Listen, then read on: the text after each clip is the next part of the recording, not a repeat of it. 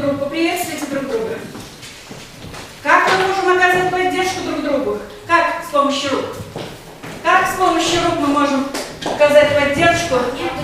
Похлопать, конечно, окажите поддержку.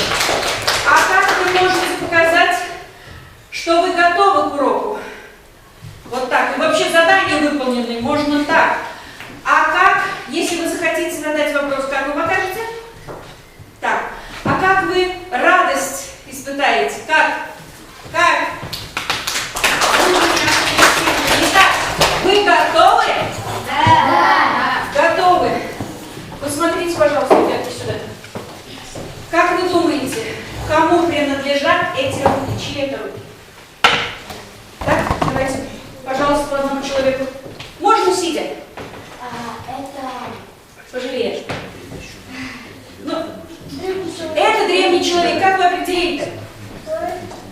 Поживее. Он держит Свободной формы. Конечно, они по орудиям труда. Хорошо.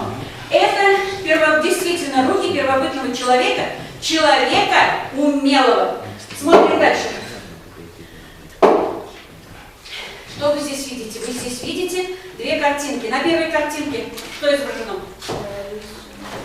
Кто не говорит? Остальные рисунки. Так, ну, отойдемся от этого. Просто рисунок, что изображено?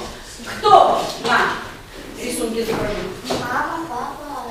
Или другим словом, семья. В семье все друг другу кем приходится? Родственники. Образуйте, пожалуйста, выделите в слове родственники